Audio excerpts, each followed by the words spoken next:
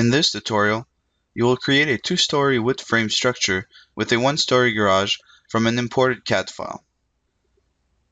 In addition to designing it for automatically generated wind and seismic loads, this tutorial will explain how to manually input loads and revise a design that was unacceptable.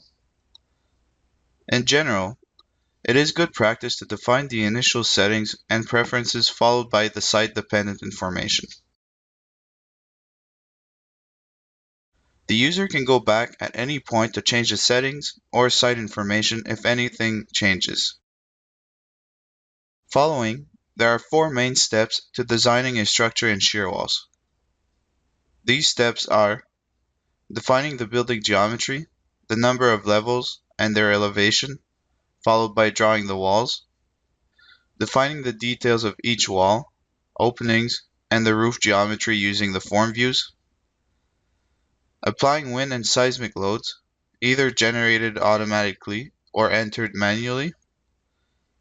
Note that the loads can be modified or regenerated at any time. And finally, to run the design to determine the unknown values in the design, as well as to calculate the forces and capacities in order to verify if the design is adequate. Now to start, we will define the initial settings and preferences for the project by going in the Settings menu. In the Settings window, you can insert the company information,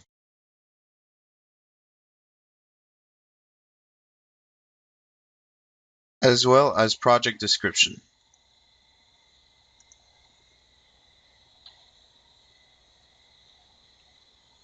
For this example, in the View tab, set the snap increment to 100 millimeters and make sure that the Fit View Area to Window and Fit Building to View Area are unchecked. Set the viewing area to the following,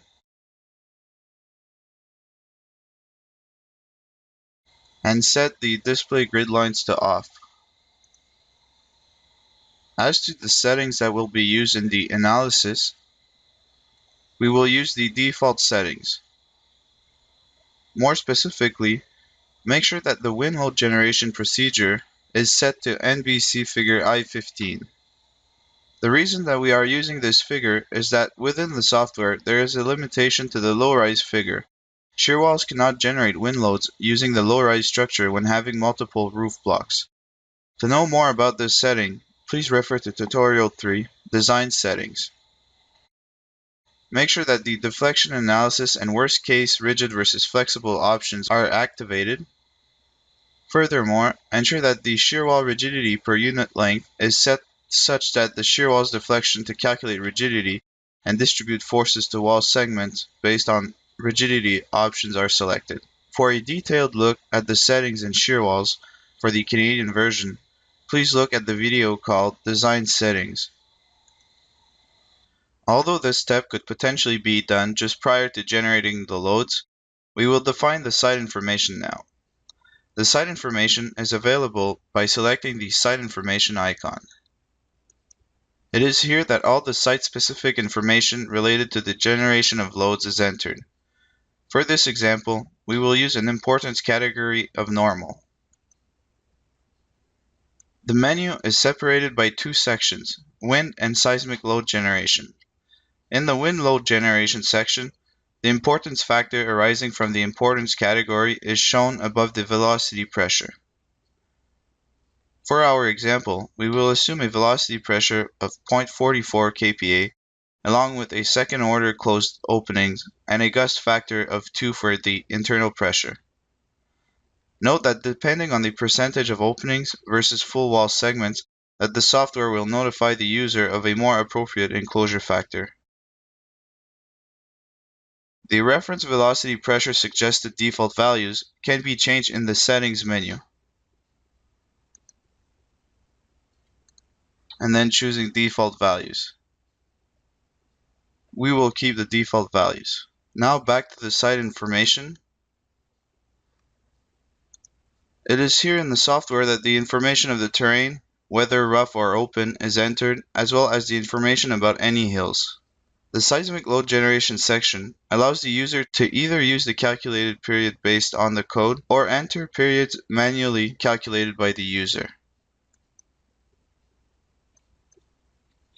Note that if the fundamental period enter exceeds the maximum allowed by the code, a warning will be issued when exiting the site information.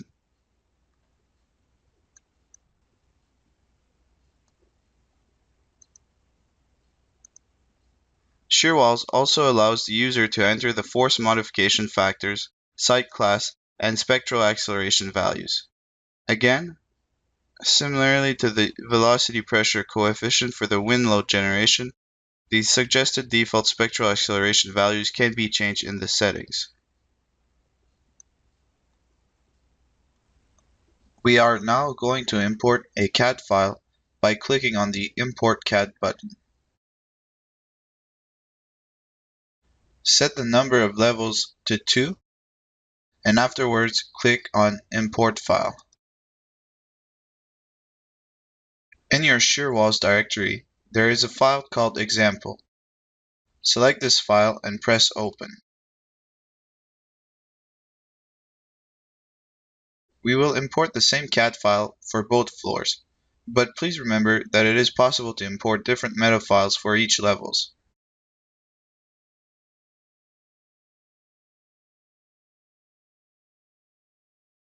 Shearwalls allows up to 6 different CAD drawing imports. In order for your file to be compatible with Shearwalls, it should have a white or light background with black or dark lines for the drawing and text. We will now position the floors for the first level by clicking the Start Positioning and then selecting the bottom left corner and insert the desired coordinates for this point. Next, select the bottom right corner and specify a distance of 6.1 meters. Then select Finish Level 1. Repeat the same step for the second level.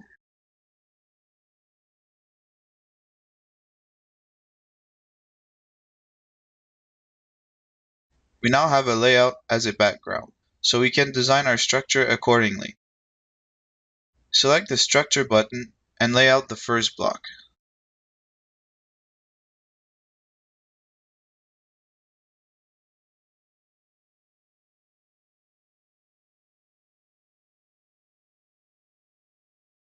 In the field called Block Name, type in Main. Set the number of levels to 2. Now we will create the second block, which must overlap with the first block, and call it Garage.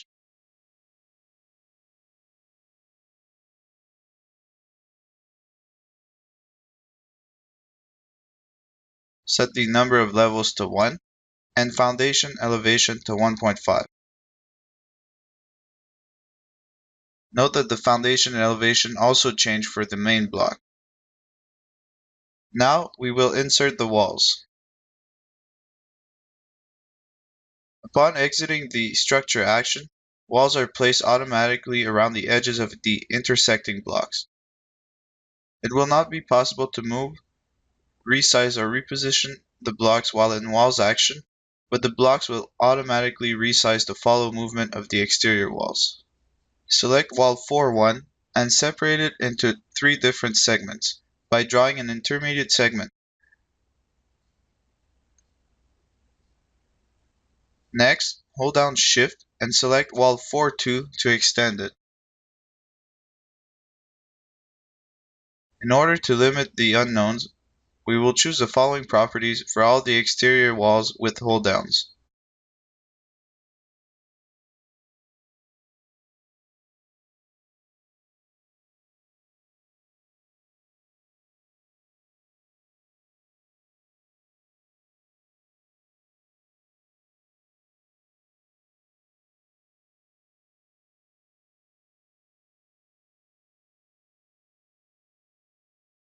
We can now draw interior shear walls, which may or may not be required depending upon the magnitude of the loads.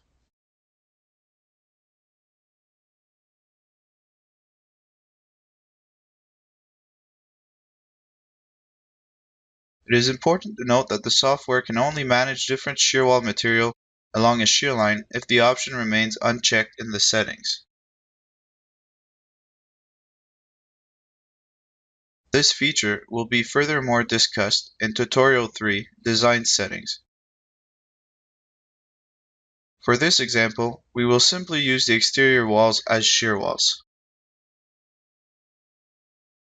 It is also important to note that by default the program does not account for the weight of non-shear walls in the seismic weight, and that if it needs to be accounted for, it should be added manually or accounted through the floor dead load. Typically, all interior walls would be drawn and designed as interior non-shear walls, but for this example, only a few interior non-shear walls will be drawn.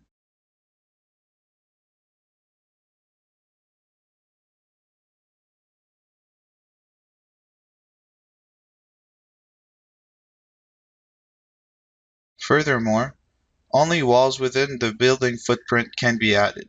Next, select the Openings button and create a garage door by selecting wall 4-1 and clicking and dragging across the wall.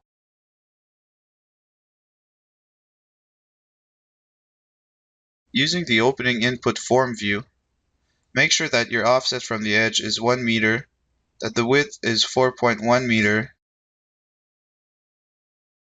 offset from bottom 0, and height 2.1.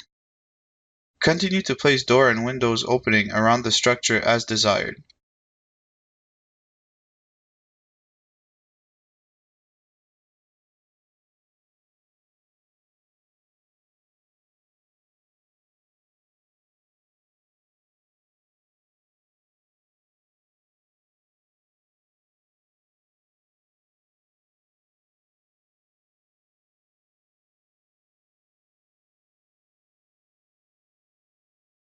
Once satisfied with the openings on the first level, click on the Extend Walls button. This automatically creates the upper level walls for the blocks with multiple levels. This also recreates the openings on the upper level, therefore some openings might require some adjusting.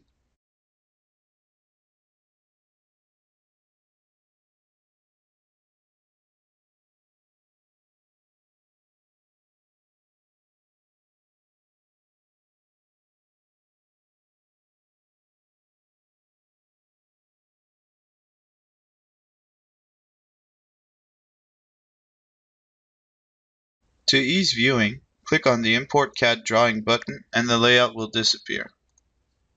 You can turn it back on at any point during the design by clicking on the CAD button.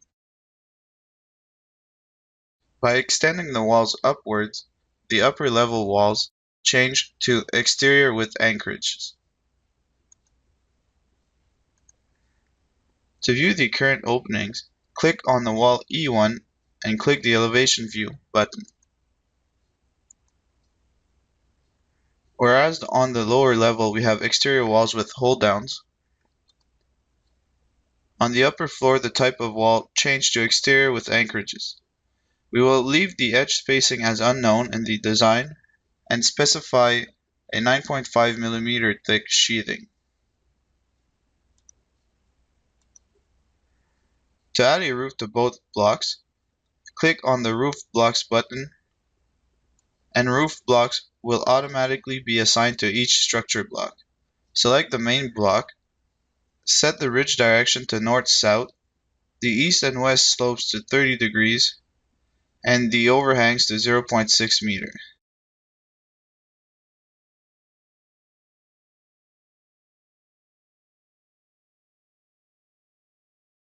Select the garage block, set the ridge direction to north-south, and the east-west slope to 30 degrees, while setting the overhangs to 0.6 meters.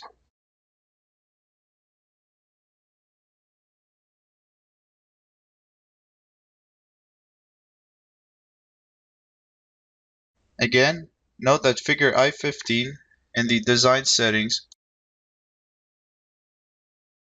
is used in the wind load generation because we have two separate roof blocks and shear walls cannot deal with multiple roof blocks when implementing the low-rise figure. Note that once the Extend Walls or Roof Blocks button have been pressed, that it is no longer possible to modify the number of levels for each block. However, the story height may be changed at any time. The next step is to generate the loads, and at this point it is possible to modify the site-specific information by selecting the site information icon. Compared to earlier, a period for the structure has now been calculated. If a manually calculated period larger than what the code allows, the same warning will be displayed and the software will apply the maximum period specified by the code.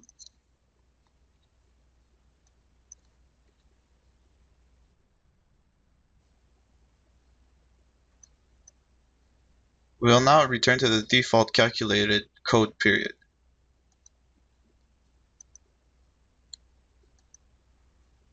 We will now select the Generate Load icon.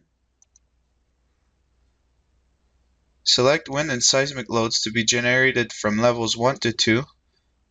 Make sure that the snow load is included in the seismic load generation, and that the option to generate wall dead load for the calculation of GHG is selected. Click on Generate Loads on selected levels. This warning is to let the user know that this figure is typically used for flat roof, medium rise structures. We will proceed with the analysis as we have a multi-roof block structure and CP coefficients will be calculated based on the geometry of the blocks. The wind loads are now displayed in the plan view. You can view seismic loads by going to Show and clicking on Seismic. You can also view level 1 seismic and wind loads by going to the first level. Now switching to the wind loads. If it is desired to view all loads acting on one wall, it is possible to do so by selecting the Loads and Forces icon and then selecting a wall of interest. Let's select wall A1. All the generated loads can be seen in the load input form. These loads can be modified or deleted at this stage based on your judgment. One can also filter the loads to see only type of load, for example, seismic.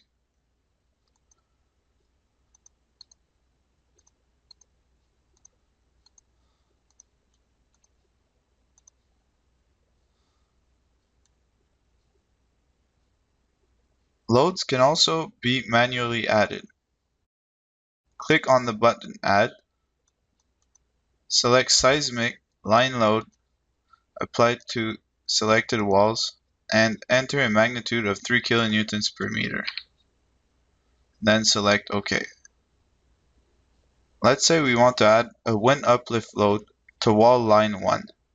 Therefore, click on Add, choose Wind Uplift, apply to wall line 1 and a magnitude of 2 kilonewtons per meter. And then OK. To view the uplift load in the input form, it is required to reactivate the Wind Uplift option in the Show menu. And now the wind uplift load is shown. To view the load in the elevation view, select wall 1-1 and then click on the elevation view button. The loads for flexible diaphragm seismic design are currently shown. To view the wind forces, go to Show, Wind, West to East or East to West, and now it is possible to see the wind uplift force. In the event that this load was mistakenly entered, it can be modified or deleted by filtering the loads in order to find the entry more easily. You have to go back to the Loads and Forces, select wall 1-1, then remove the seismic load. Now only the uplift load is shown. Now we can delete it. We are now ready to run the design. Click on the Design button to run the program.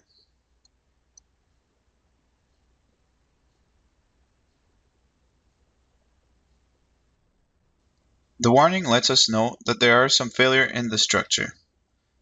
The design summary table will allow us to see quickly where the failures are. The design summary is available by Go To Table and Design Summary. This section shows us a summary of the results for each portion of the design. For example, shear walls and hold-down design for both wind and seismic. Here, it is possible to see that wall B3 is under capacity, as well as several walls are under capacity for components and cladding wind loads. Furthermore, several walls were found under capacity for the hold-down design. These results are shown in details in the individual tables. For example, select Go to Table, Wind Design, Flexible Diaphragm Design, and Shear Results. By scrolling through the table, we can see that wall B3 has a critical ratio response greater than 1.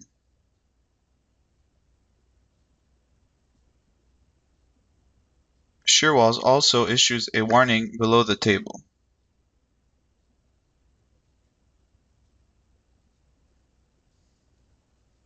Furthermore, by returning to the Loads and Forces view, it can be seen that shear line B is highlighted in red, indicating that the wall is under capacity. To view the wall in the Elevation view, click on wall B3 and then the Elevation view button. In addition to seeing the word failed, the shear forces, hold-down forces, and drag strut forces are shown. By going to Show, Forces, Hold-downs, and Separate, you can view the hold-down forces broken up by its component. It is important to note that if both levels are shown in the elevation view at the same time, that even though the wall has failed, it will not be shown. Return to the Loads and Forces view and select Show Forces Rigid, and this will show you the rigid analysis force distribution. To learn more about rigid and flexible diaphragms, please view the tutorial for flexible and rigid diaphragm distribution. Now, in order to remediate to this situation, the properties of the walls will be changed by going back to the walls view.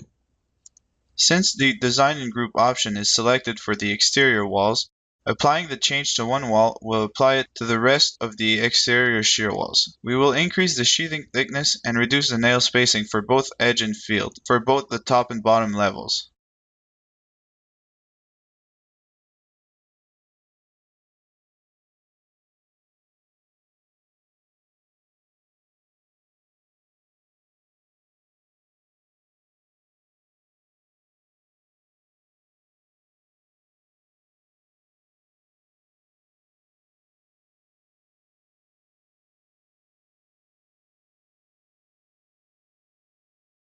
Since the hold downs at some location failed, we will choose an appropriate hold down and rerun the design. Contrary to the walls, the hold downs need to be changed on an individual basis or by selecting all walls.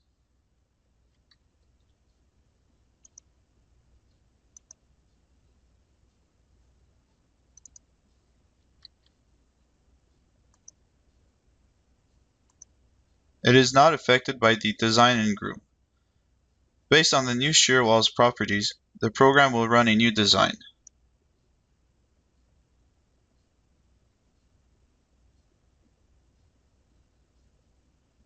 As it can be seen, there is no failure in the walls nor the hold downs.